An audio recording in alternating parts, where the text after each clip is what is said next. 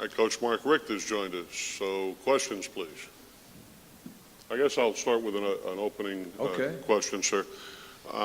Been a terrific week for your team. We saw them at the theme parks, and we saw them visiting Give Kids the World, and I know they've also been working really hard for you as well. Can you talk about the bowl preparation since you've been down here? Well, doing it as many years as I've done it, I think it's really important for the players to enjoy where you're at. I want them to have a good time. Even when we were back home, you know, we were practicing during a time when the rest of the campus is gone. So by rule, you know, you're allowed to provide some, you know, reasonable entertainment for the guys. So even when we were home, we were working hard during the times it was time to work, whether it was in the weight room or whether it was in the meeting room or on the practice field. But then we set up opportunities to go to a Miami Heat basketball game and go bowling one time. There's a place called Game Time nearby where they got a chance to do a little bit of that. There's a couple nights they could, you know, go to a movie if they chose to. Then we had a pretty awesome kickball tournament one day to kind of break up the monotony of the practice, and had, you know, like a family picnic afterwards. So we did all those things before we got here, and then we came here to Orlando, and there's so many wonderful things for our guys to be able to do. It's great, and it's like I told the guys, you know, just a lot of great things to do during the day, so do them, enjoy them. Some of the guys, it's probably the first time they got to do some of these things. And then, you know, when it comes to nighttime's for sleeping, nighttime's for getting rest.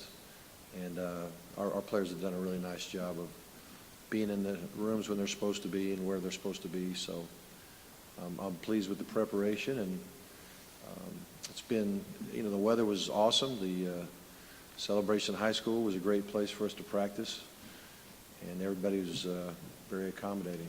In the spirit of fairness, I'll ask you similar to what I asked Coach Holgerson while you were practicing out at Celebration. Did some thoughts run through your mind about some of the seniors you've come to know this year and how this is their last game? Yeah, you know, just being here 1 year, being at Miami 1 year, I didn't get to know the seniors as much as you would if you got them when they were 17 or 18, recruited them, and spent all that time with them. I mean, I've been very blessed in my career to be 15 years at Florida State and 15 years at Georgia. So I really enjoyed the process of meeting a guy when maybe he's in the 9th or 10th grade, and you begin that relationship, and before you know it, he decides to sign at your school, and you get to see him go from a, you know, a young guy, usually a little bit of a knucklehead, to a mature man ready to handle life. And you know, this group of seniors in particular were special to me because I know how hard it can be for a group of guys that are kind of set in their ways, and all of a sudden their last year there's change, maybe more change than they were hoping for. And you know, but you know, I asked them from the very beginning to trust me, to trust us as a staff, and you know, let them know that the best chance we have of success in your senior season is if everybody buys in. And they've been just fantastic in that way, and really proud of them. And then, you know, there's always the last practice at, you know, Miami, then the last practice, you know, here at the bowl site. Of course, we had the last practice during the regular season earlier in the year, and the last game at Hard Rock Stadium. You know, so there's a lot of the last times for these guys. And, you know, there'll be a time tonight where I'll address the team, and it'll be kind of the last time I'll have a chance to really talk about life with those guys as a group before they take off. So that it's a very meaningful time. We hope you have many years of maturing kids at the hope so. University of Miami. Questions, please. Right over here. Good morning, Coach. Morning. Miami is a very prominent school, and it's been 10 years since you guys won a bowl game. Do you guys, as a team, feel any added pressure to live up to the moniker of the U and bring prominence back to the university? Well, I think everybody wants to be great. I think a lot of guys came to Miami because of the tradition, the football tradition that's been established there. I mean, it's part of the reason why I'm back. I mean, I'm back partially because it's my alma mater, but more than that, it's a team and a place that history has proven that you can be great there. And so, yeah, it means a lot to us. And, we want to be who we are, and we're not trying to be somebody, from the past, but, I think what we're striving for is excellence in everything we do. And if we do that in all areas, as coaches, as players, and administrators, and everybody, then we'll be as prominent as we've been in days past, and that's what we're all excited about, the future. Right here, please. Coach, what was your overall thoughts of your offense this year, knowing that this is your first year as a head coach? Right. So what's your overall the offense? Oh, gosh, you always watch film and see what could have been. I think when you're a coach, you're probably more critical than anybody. So were we perfect? By any means, no. But, I think as the season went on, I did a better job of really understanding our personnel and the things that they could do, and trying to get the playmakers in position to make plays. And, overall, it was solid, not spectacular in my opinion. I think the best is yet to come, but it was a good start. It's a good start.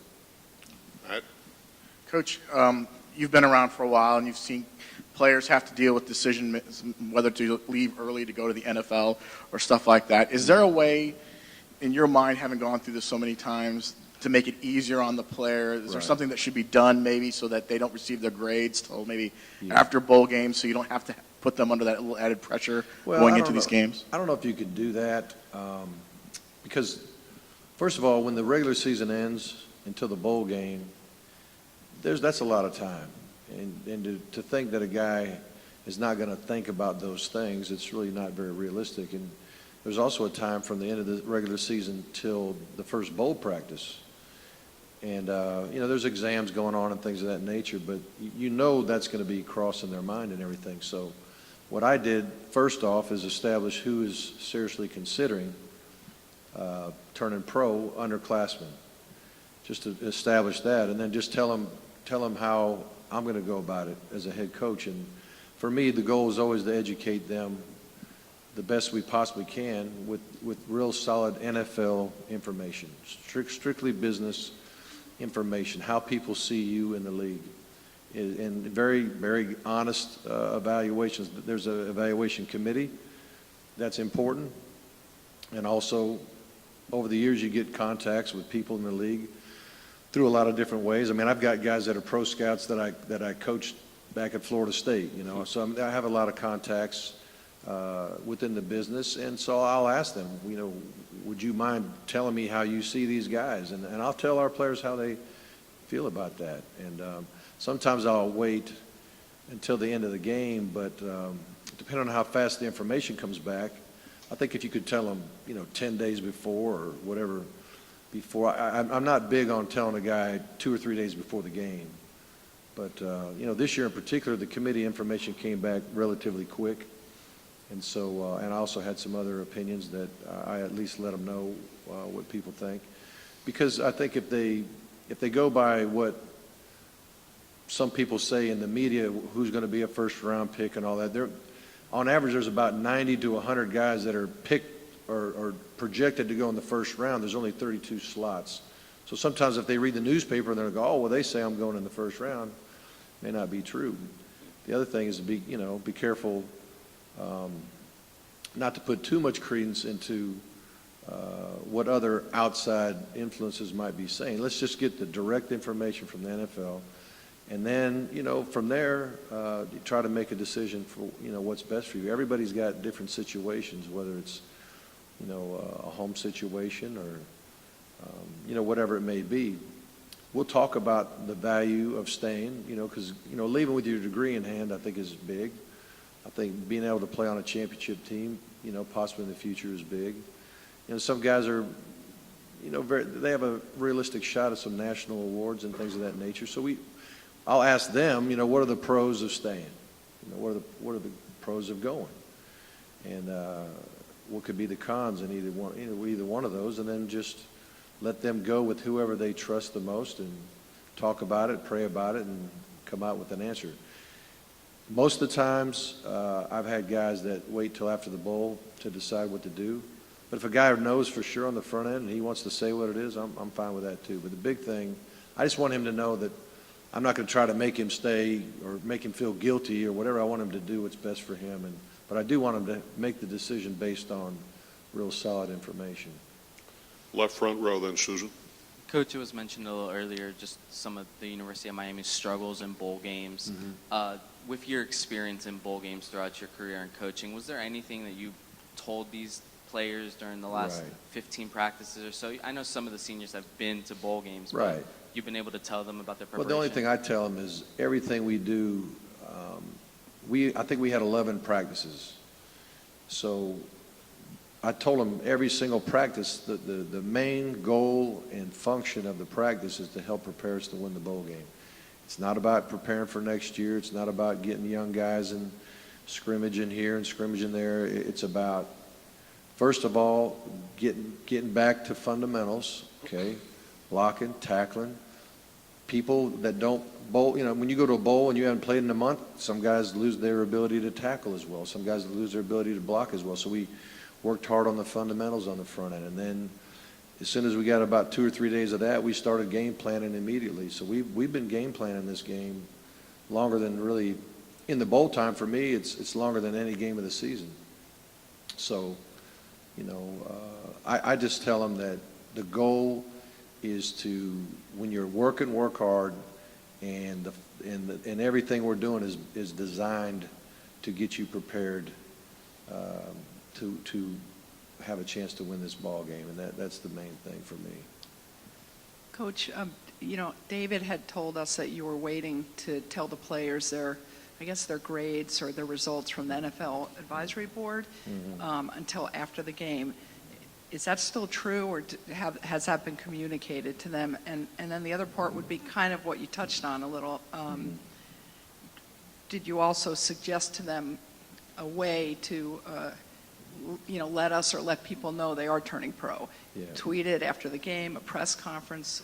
No, we didn't get into that. But they know their NFL grades. He was probably trying to just, I don't know what he was trying to do, but yeah, this was a while back. We talked about the grades, but the issue is this. The issue is these guys want to finish well this season. Whether it's the last game or not, that's up to them to decide. But, if I'd have had them open to, this is 25% of what everyone wants to ask. We're getting ready to play a game.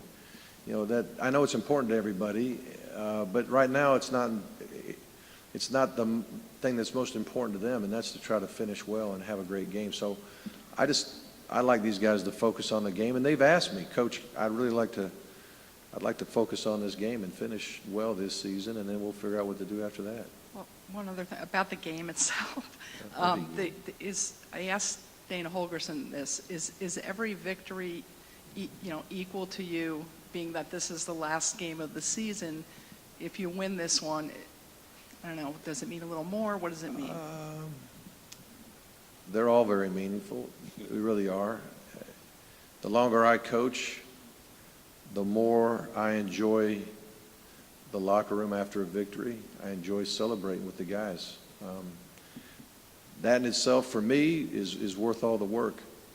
When you see them jumping up and down and enjoying it and having fun. And, people say that, there's some meaningless bowl games. If you're in the locker room of a winning team, I don't think you'd say that of any bowl game. And if you're in the losing locker room and you see the reaction, you would never say that game was meaningless to those guys. I think it's just, I get mad when people say it, quite frankly, because I think they don't get it. Most people that say that, I don't want to say anything about it other than the games are very meaningful. If you read the quotes from some of our seniors, being asked the question, would you think about just not playing in a bowl game? They're like, no way. I want to play with my teammates one more time. Adrian Colbert, our guy, busted up his arm, got a broken arm. As soon as he got hurt, he asked Vinny, our trainer, can I make it back for the bowl? Is there any possible way I can make it back for the bowl? And so that entire time as he's rehabbing, he's trying to make it back to this game because it meant so much to him to play his last game with his teammates. And so these games are very meaningful, and I love the celebration. Left TV riser. Hi, Coach. John W. Davis with News 13 here in Orlando. I'm missing you. Where I'm you over at? here. Okay, Hey. I see you now. How you doing? With a a proud alumni base and fans, what's the significance or the importance of having a Miami Bowl game in Orlando, just in the heart of the state, yeah. where you can kind of touch all your fans, touch all your recruits, everything like that? No, it's big. It means a lot. We know how many great players there are in the state, and we know how many fans we have in this state. And to be at a location that everybody can make it to, or a lot of people can make it to, even everybody who's in Miami, this is not that far of a trek to come see it. And anywhere in the state, we're in the heart of the state, so everybody can get here if they choose to. Recruits can get excited about that. I think it's, and just the fact that, we mentioned all the great players in the state, it's a nice buzz for your program. And certainly, talking about winning the game and the significance of that, I mean, winning a game is huge as far as just how people perceive your program. And when people start deciding who they want to rank preseason and all that, even though a lot of those polls aren't as meaningful as the ones in the end, it still is something that, when you're preseason ranked, it's a positive sign for your program. It creates energy in recruiting and with your fan base and everything else. So I think it's a big deal to play in the state. Plus, the weather's beautiful. Coach, we're going to stay in the front row here on the right center. Mark, based on some of the back and forth between the players, and certainly it wouldn't be a surprise if the game was a little chippy. As long as you're not costing your team, are you okay with that? Can it make the game more exciting? Well, I like it when the blood gets pumping. If that helps a guy get his blood pumping, that's good. I'm not into a bunch of trash talking and all that. I'm into doing your job but doing it with some energy. And if it creates a little energy, that's not the worst thing that can happen. But as you said, you don't want it to turn into some type of personal foul or even bigger, and it could be a bigger mess too if it gets way out of hand. But I don't anticipate that happening. I don't think that'll happen. I mean, I've talked to a lot of our players about what happened, and I don't see anybody like is just frothing at the mouth. They're mad about whatever. I think it's kind of typical kind of stuff. I don't think it was anything that big. Right here. Coach, West Virginia's offense can put up a lot of points and a lot of yards. What have you and your coaching staff seen on film, and how do you prep your defense to go against such a high-octane offense throughout the week? Well, you just have to, Coach Diaz he's very good at understanding what offensive teams are trying to accomplish. And one of the things he does is try to take away the things that they love to do the most. And but when you have this is a veteran team we're playing. I mean, defensively, they got 8 seniors and 2 juniors and maybe a freshman in there. But the entire team is really a veteran team. And offensively, they've got dynamic receivers. One's caught about 60 balls, another one's averaged 23 yards a catch and 8 touchdowns. And their quarterback is thrown for, I think, 26 TDs and run for 9. And just a lot of guys that are really good playmakers. So, number one, and they're very balanced in their run-pass ratio. So we like everybody says, got to stop the run. Got to at least slow down the run, discourage the run a little bit.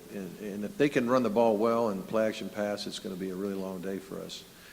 If we can get some victories on the first down, second down situation, get them into the longer yardage situations, maybe more predictable throwing situations, then you can start, either deciding to, bring the heat or play coverage or, however you want to do it. But the goal is to not let the quarterback get comfortable if possible. And just basically you hear the term, do your job. I mean, everybody says do your job, but it's true. Everybody has a responsibility. If they handle their gap responsibility in the run game or even on a blitz, when you blitz, everybody's kind of got a gap. You have to be, we call it gap integrity. If 2 guys go in the same gap and they spit a run in the gap, you don't have somebody. That's where the long touchdown runs happen. So, even when you're pressuring people, you got to be where you're supposed to be. And there'll be times where there'll be some one-on-one matchups with great receivers, and hopefully we put enough pressure on the quarterback where he can't just comfortably place the ball where he wants it. And you know, we've kind of prided ourselves on red zone defense too. I mean, people have gotten down in that area, and we've had a high level of success down there. So if we can force field goals instead of people getting touchdowns, that'll be big as well. Coach, far left front. Mark, with what this game means to so many of the guys tomorrow, whether it's their last game or they want to end the drought or whatever it may Sure. be, do you worry that maybe they're going to press too much or try to do a little too much, or have you seen that I they're... don't think they will. I hope they have enough, I don't know what you call it, whether you call it nervous energy or whether you call it butterflies or whether you call it, I don't think, everybody has a different name for it, but your heart gets pumping a little faster. And it creates energy. And, you know, even in the beginning, if something goes, if a guy makes a mistake, but he's making it full speed, he's playing hard as heck, you know, I mean, okay, that happens. We can always recover. But I think sooner or later the game it'll always settle into a game. Everybody's emotions will get intact. I mean, you don't stay emotionally high every single play of a game. You'd run out of gas, you know. So sooner or later, when everything settles down, then I personally think what you're left with is the habits you've created your entire season, your entire career, or even the week of preparation. So that's why we work so hard on doing things right and doing them over and over to the point where when your emotions are high or low or whatever it is, if you're always going to hustle because that's a habit, then that's going to happen in the game. If you always approach tackle a certain way because that's a habit, then that's what's going to happen in the game. So, you know, hopefully our habits are good enough to carry us when the emotions die down a little bit. In the back here. Coach Richt, you've been around college football a long time and faced a lot of programs. I know you faced West Virginia in the bowl, but did your first introduction to the Mountaineer program come back in conversations with Coach Bowden? Oh, yeah. Coach Bowden, of course, I knew that's where he had coached. I think he was a receivers coach at one time there, and or maybe it was at Florida State, and he came back to be head coach there. But I know he was head coach at West Virginia, and you know, he had his ups and downs at West Virginia. But I mean, the thing about Coach Bowden for me is not so much where he started, but the time I spent with him, and it was a huge blessing for me. I guess there's a movie that's been made recently. I think I'm going to the debut of that movie, and I'm excited about seeing him. And from what I hear, a lot of the former coaches and players are going to be there, and we're looking forward to that. But his roots were in West Virginia for sure. Up front here. Coach, you've been to, like you said, Florida State and Georgia, but now you're a head coach of your alma mater. How important, you've won plenty of bowl games, is this game, would this mean more to you winning the bowl game as head coach of your alma mater, or is it just It's going to be a big deal. It's a big deal. I don't know if anybody, I know when I was playing and when I was finishing my playing days, I didn't even think I'd ever coach, let alone coach here. And, you know, I mean, I was a career backup to Jim Kelly the whole time. I probably learned more about life than I learned about, you know, being a starting quarterback or anything like that. It was a great experience for me. It was in a lot of ways a humbling experience for me, and I probably needed to be humbled at that time in my life. But Miami does mean a lot to me, and to be, you know, the head coach, and to feel the acceptance from the former players and just the community in general. I mean, I've really been blessed that way, and I know it's a huge responsibility, and I know what everybody wants, and I want it too. And I think I've hired the right kind of men. I think we're getting the kind of support we need from our administration. I know our fans are rabid and excited, you know, so if we do things right, I truly believe that we'll get back to the point where, you know, Miami's going to be, you know, talked about even at a higher level than it is today.